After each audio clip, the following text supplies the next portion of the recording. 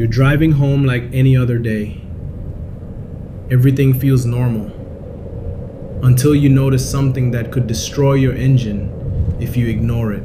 Then, you glance down at your dashboard, and suddenly, your temperature gauge is climbing higher than it should. Should you keep driving? Or stop immediately?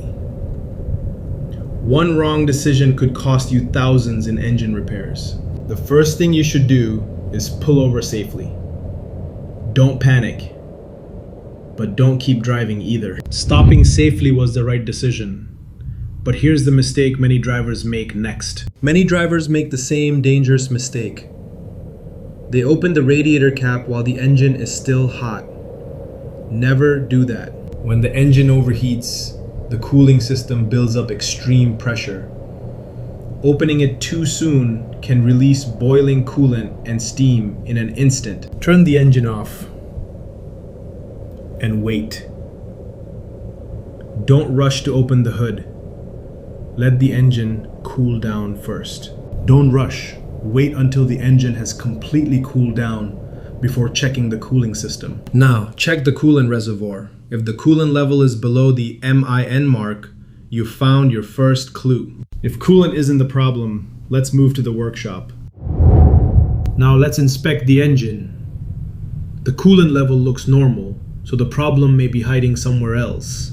First, inspect all coolant hose connections for any signs of leaks. Next, make sure the cooling fan turns on when the engine reaches operating temperature.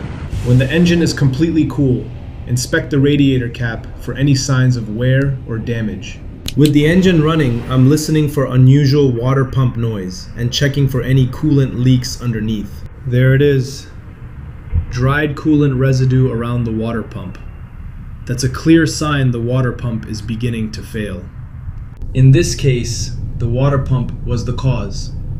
But remember, engine overheating can have many different causes. Sometimes it's something simple, like a faulty radiator cap, a blown cooling fan fuse, or a low coolant level. Other times, the problem can be more serious, such as a stuck thermostat, a clogged radiator, or even an internal engine problem like a damaged head gasket. And one more tip. Never fill your cooling system with plain water. Always use the correct coolant recommended for your Toyota. It helps prevent corrosion, improves cooling performance, and protects your engine. That's why proper diagnosis always comes before replacing parts. Diagnose first, repair second.